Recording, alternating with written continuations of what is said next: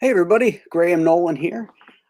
Just wanted to touch base with you about a post that I did the other day. A media has picked it up, and I wanted to clarify a few things.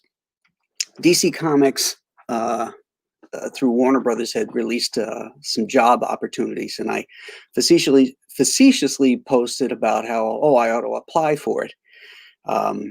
It was for a position for vice president. What was it?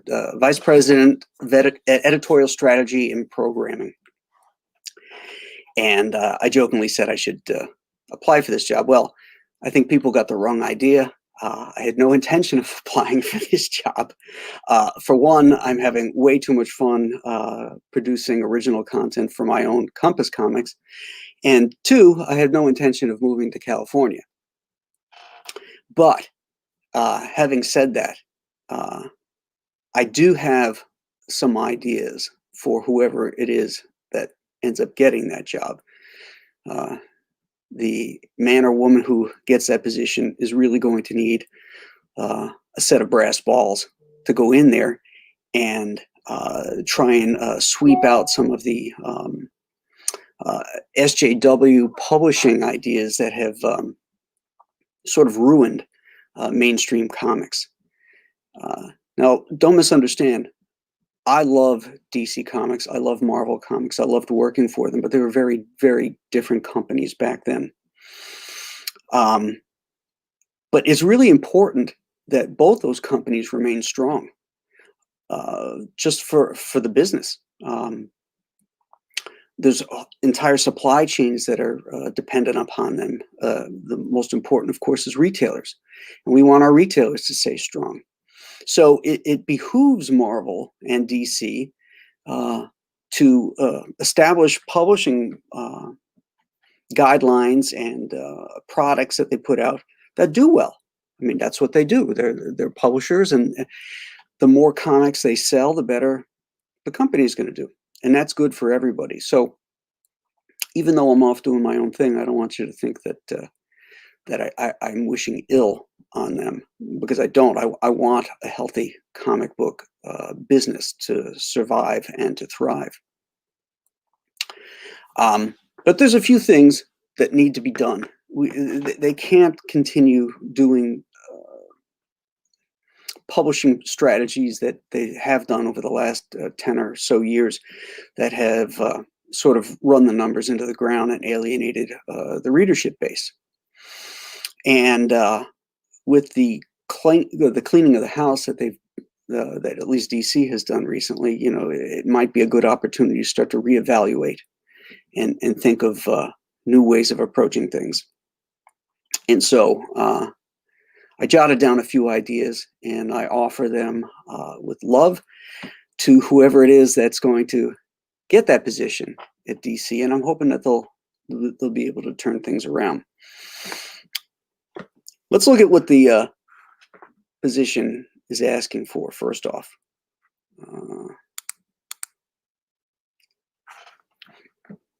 So this is the job description. Vice President, Editorial Strategy and Programming will develop strategic recommendations to optimize DC Comics' annual editorial slate and promotional programming plans across key retail and digital distribution channels. This role will work closely with the editor-in-chief to develop editorial priorities for the editorial staff, to enhance character and narrative content to entertain our global DC fan base. Okay, seeing that term entertain is good, because I think they've lost that. That is their job. Not to be social engineers, but to entertain. When you're charging $4 a comic, that reader wants to be entertained, not spoken down to. So I'm glad to see that in there, or told that they're bad people. This role will help strategize, organize, and communicate the overall publishing content strategy across all DC Comics imprints. Success will be measured by increased fan engagement. Okay, hopefully fan engagement means buying the comics. Positive sentiment, Okay, that's not really worth anything. Growth in DC Universe Infinite subscriptions and achievement of DC Comics annual publishing revenue goals. Well, I should think that their publishing revenue goals is to stay out of the red and to start making big profits.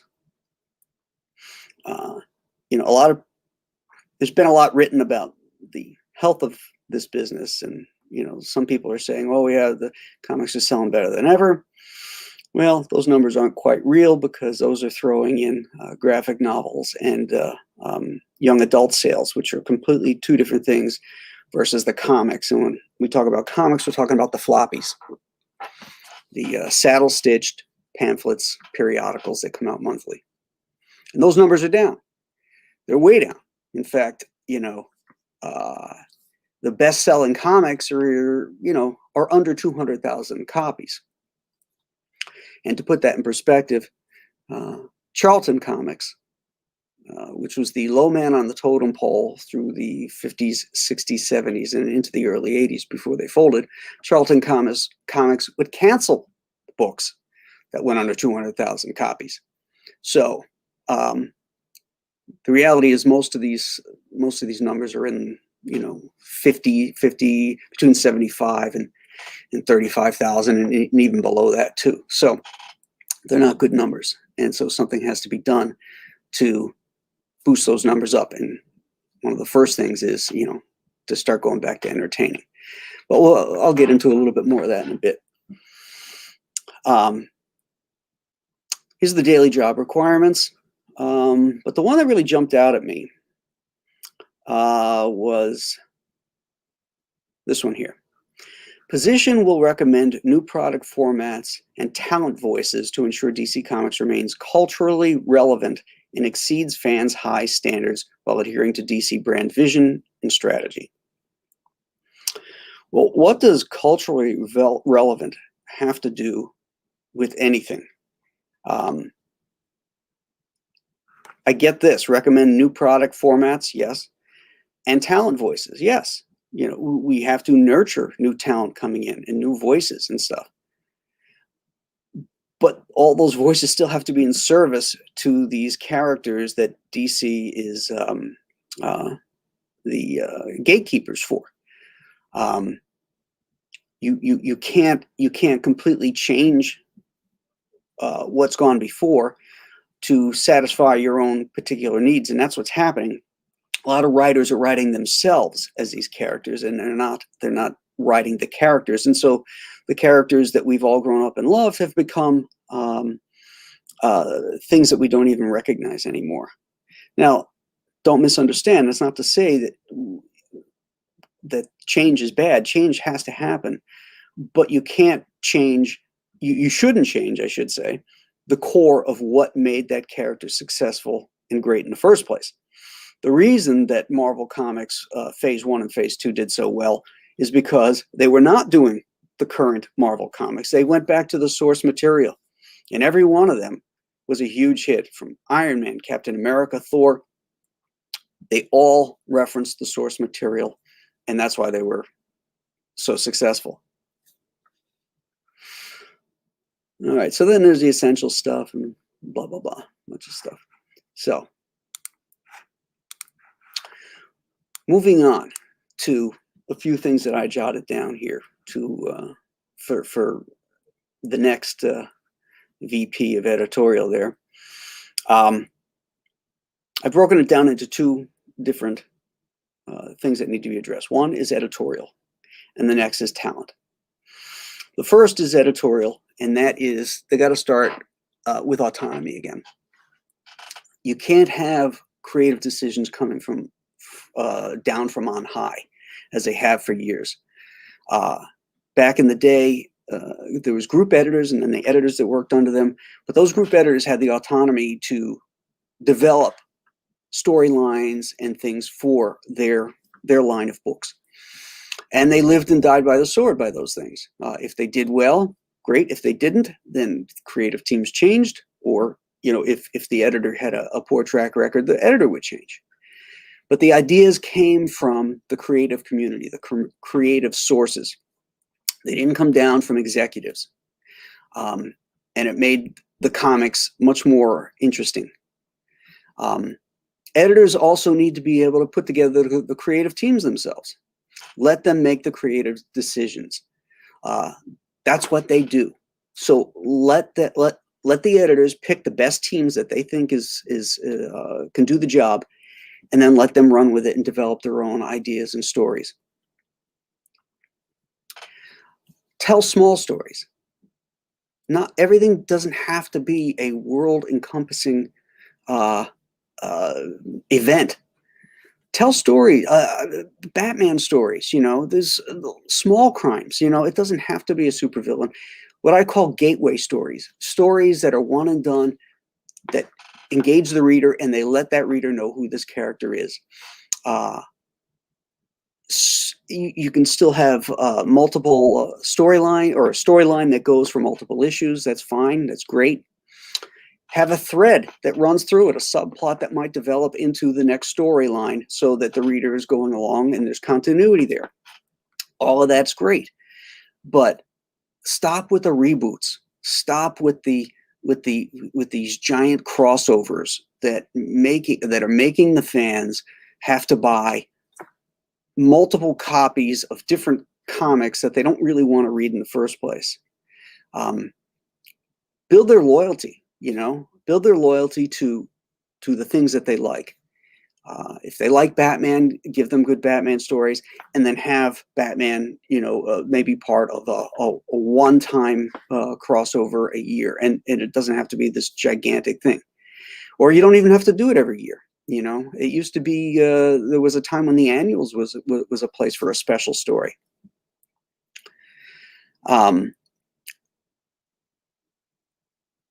Tell aspirational stories. Okay, superheroes are all about wish fulfillment. And that's what we're talking about here. We're talking about a company that its bread and butter is superheroes. Same thing with Marvel. These need to be aspirational stories that have adventure and ignite the imagination. The father of all the superheroes, Superman, is basically that dichotomy of Clark Kent, who is us, the schlub, the guy who's stumbling through, who's unsure of himself. But none of us want to be Clark Kent.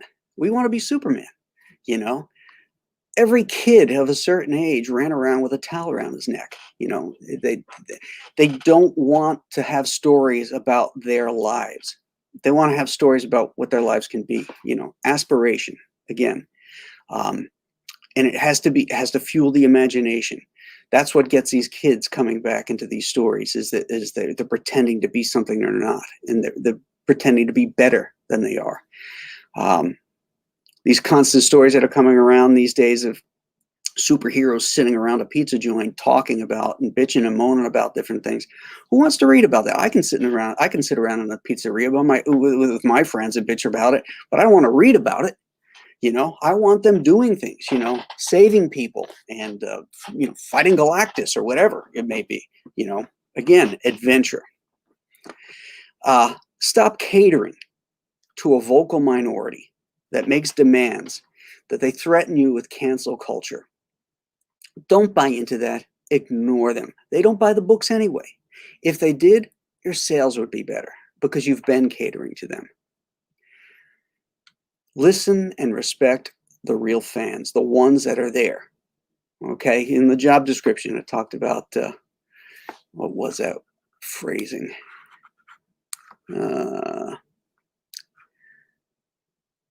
Something there about the fan base. Culture exceeds the fans' high standards. I don't know, something in there. But you got to put that into practice. You got to respect the fans. You want to give them what they want, but you want to give it to them in a way that they don't expect it. Come down hard on editors and on talent that use social media to alienate your customer base. There's a lot of people out there that are, how should I put this, less than gracious to fans that disagree with them or that are critical of them. You can't have that. Again, respect your readers. And if your talent is doing that, you got to come down hard on them. And more importantly, if your editors are doing that, because they're employees and they're representatives of your company, you got to come down hard on that. Focus on publishing. This is big.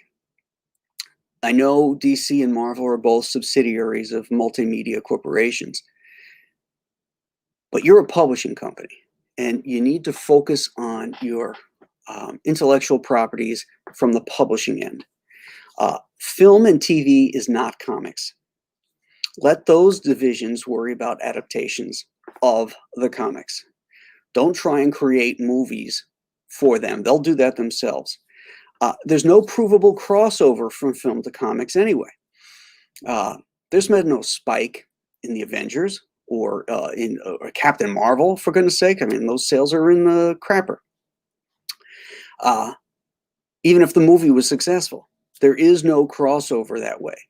So make the comics and the publishing strong. Make that the gateway to the movies. It's going to do the publishing end. It's going to do a lot better for them if you start thinking in that way and focusing on the publishing. Comics is a unique art form. It's a uniquely American art form, and it would be a shame for it to go away. So there's things you can do in comics you cannot do in film, you cannot do in TV. So I would say explore and embrace those things that make it different. I would start a plan or a division whose single focus is create new characters. Nothing new has come out of any of these companies that wasn't somehow derivative of something else or somehow a sequel to something else. You can't maintain interest in publishing in characters and stuff if you're telling another Batman story or another Superman story or another team up with this, that, or the other thing. You got to create new stuff. And you can either integrate those new characters into the DCU or have some that are in a standalone universe but are still published under the same banner, or give it another one. You know, they tried to do something with was it Black Label? You know, but everything I saw was still their own characters. You know, that they're just told in a more adult way. You got to create new stuff.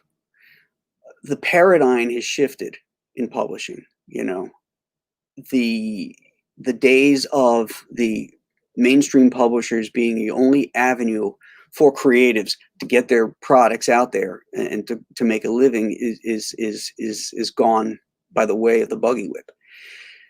Crowdfunding has taken over and has opened up an entire new avenue. Print on demand. There's so much more ways for creatives to get their stuff out there, and the publishers are becoming less and less necessary. So that brings us up to the talent part of this. Without the talent, publishing companies are nothing.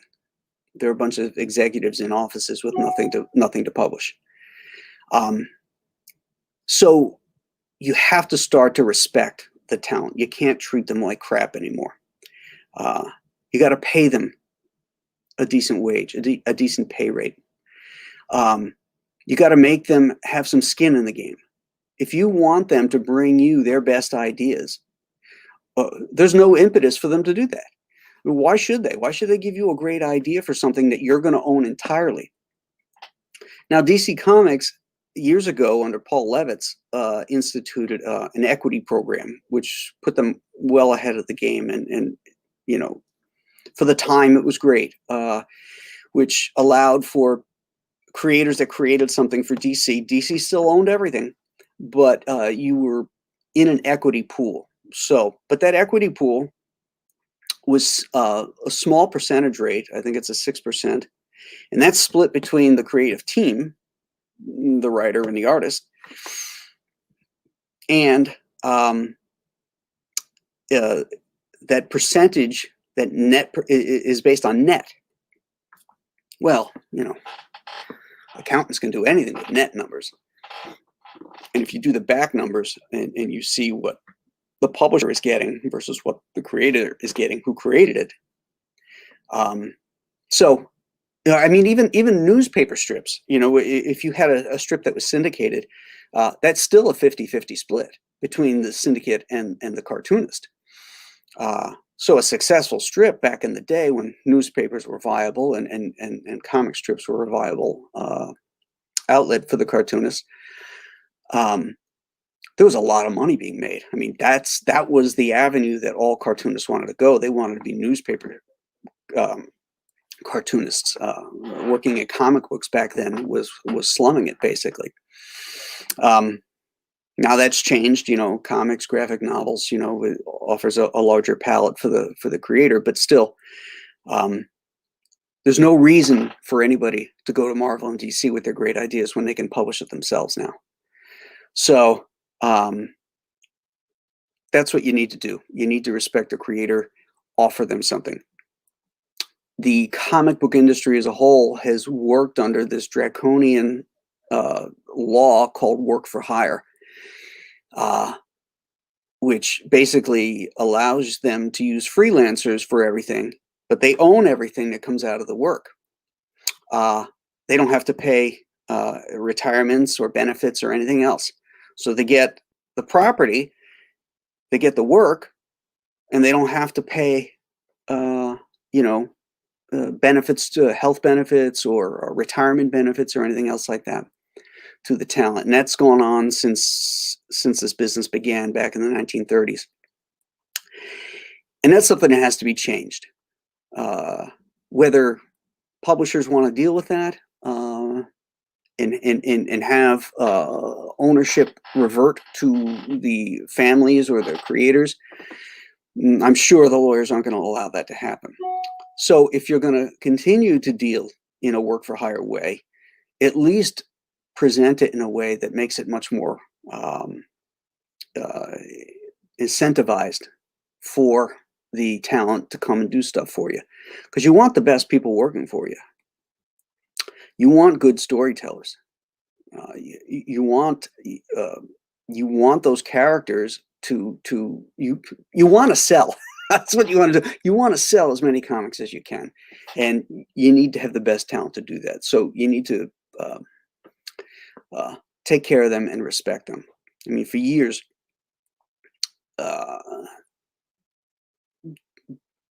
Marvel and DC have both done a poor job of, except with their golden boys maybe, that had exclusive contracts, and they got treated better than the in the trenches guys. I mean, I had an exclusive contract or term contracts with DC for over 10 years, which is what kept me from working at Marvel for all that time. But back then, DC treated everybody well.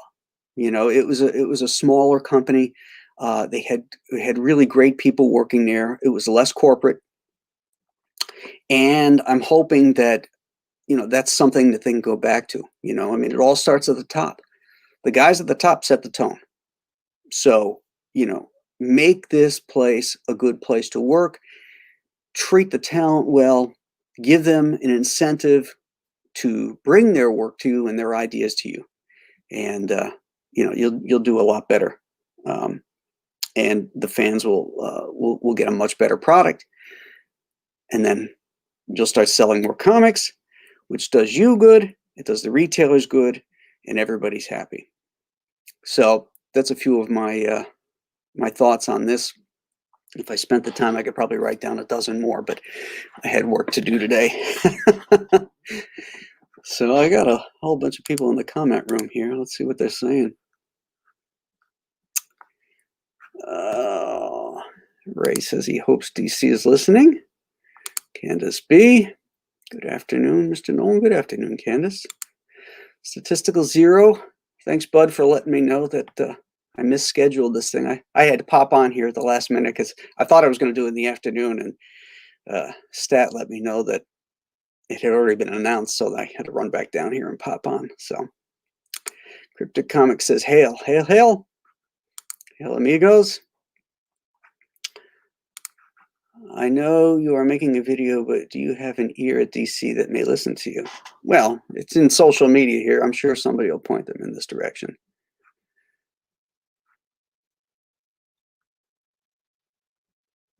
Let's see. It was Archie Goodwin that said, get the right people in the job, then sit back and relax. Just paraphrasing, of course. It was either Archie or Denny O'Neil. I've heard that phrase myself. And Denny certainly applied that. He was very hands-off on the day-to-day editorial activities, and his assistants, guys like Scott Peterson and Darren Vincenzo, did a lot of the heavy lifting there. But when it came down to setting up direction for the books, that was Denny. And there was no two ways about it. Hey, Jasper, Plan 9. Some of my regular guys are in here from my other shows, my Saturday morning Roundup. Hey, Rob. And my Storytellers Show that I do on Wednesdays.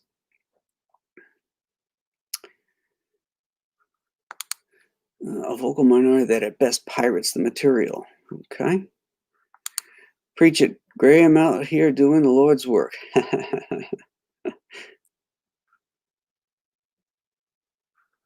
Absolutely catering to an audience that doesn't buy the product is ludicrous. Stay strong, Graham. We all love you, man. Well, thanks, man. I appreciate that. Rick Taylor used to work at DC. Kirby's Fourth World was the last significant contribution to the overall DC universe. Yeah, I would have to agree. Off the top of my head, it was the last original thing that came out. I mean, Frank Miller's Dark Knight was different, but it was Batman.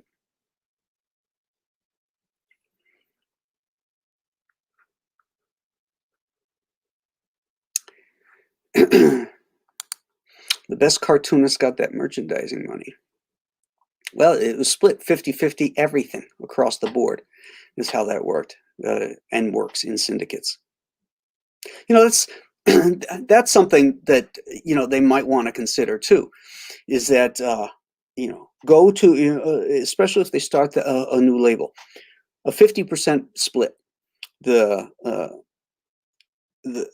company that has the money, they do the investment in the property. Okay, they say they're going to publish, you know, Joe Schmo comics that Graham Nolan is going to create for us. Okay, so their responsibility is to pay in advance to Graham Nolan to do Joe Schmo and to handle the publishing and marketing of it.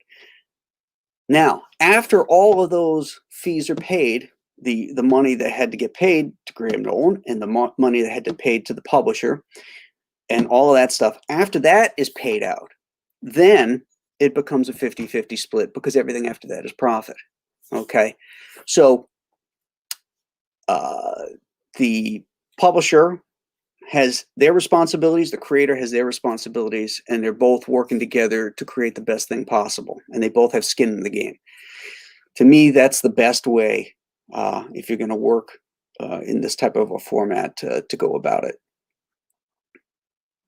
If you want to get the best creators with best ideas, you know.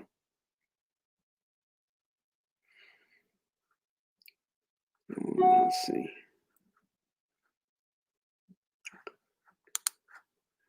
Wason Johnny Sai. Super informative. Thanks. You're welcome. Let's see. How could Kirby be the last new thing for DC? Right before they shut it down, Zoe Quinn made goodness mode for Vertigo, and clearly that was new and so successful they shut Vertigo down. Well, Vertigo was a separate banner too. There was a lot of stuff that came out of Vertigo. Sandman, I guess that was new too. So yeah, I don't think that really is true that Kirby's thing was the last new thing, but it was certainly the last new DCU superhero book that came out that I can think of. How do your DC buddies feel about your opinions of DC and Marvel? Do you care? Well, I don't know what DC buddies that would be. If they were all freelancers like I was, then I'm pretty sure they agree with me. If they were in editorial, they no longer work there. So the answer is I don't care because it's the truth. I'm not saying anything that isn't true, and I'm saying it, and I'm giving these ideas out here as a lover of the art form, as a lover of the media, of the medium, I should say. So they know these things. I'm sure they've had their corporate meetings, and they're talking about all these different things. But will they institute any of it? Who knows? Let DC do what they are going to do. I'm excited for the Chenoo and Alien Animal and the Sunshine State Collection and Escape from Monster Island. Get to work, Nolan. Wow, tough crowd. Okay, did I cover everything in here?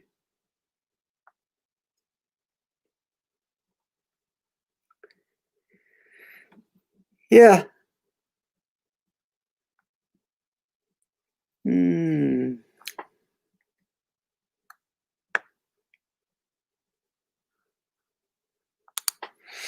I don't think they care about anything to do with that. Make a good place to work versus get whoever is desperate enough to work for them in exchange for exposure.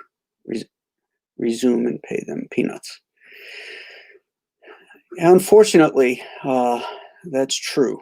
That people are desperate. They so want to work in the sandbox of these characters that they've grown up reading. I mean, let's face it, most of us that worked in this business after a certain period, certainly the next generation after the original guys, the guys that came in like Roy Thomas and onward from him. I think Roy was like the first fan to come in. Most of those guys, were fans of newspaper strips, and they got into comic books. They were slumming in comic books, hoping that they could get into a syndicate deal. Because the syndicate deal, like I talked about, was a 50-50 split. And those newspapers, they sold millions of copies, there was big money in that. You look at some of those cartoonists out in Connecticut, back in the day where there was a huge enclave of them because the syndicates were in New York. They could just train on in. They were done by 2 o'clock in the afternoon. They were out golfing and drinking martinis. That's a pretty good deal because they had the money. They weren't slaving over a board, busting their humps, for peanuts.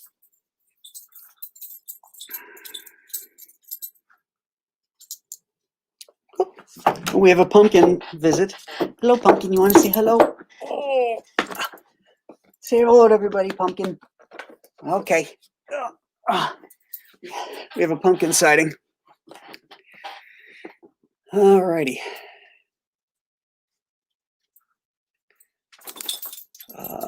Giffen and DeMatteis are the only old names I still see on DC stuff. Yeah, I don't know. I'm a Monster fan. Pumpkin! Yeah, Pumpkin pops in on my streams every now and then. Okay, you got me there. Charles Schulz was slaving for peanuts. That's good. That's very good. Well played, Richard. Well played. All right, gang. I think I got my my thoughts out there. I just wanted to clarify that so people didn't think I was leaving and going off and applying for this job when I had no intention. It was strictly a joke. But yeah, as it came about, I ended up doing some thinking on it and voicing those concerns and stuff. And hopefully, maybe somebody will see this and they might think about some of these things. So anyway, thanks for tuning in, guys. I will see you Wednesday night for the Storytellers with my special guest, Bo Smith. the writer and creator of Wynonna Earp, which is on Netflix, and a longtime friend of mine.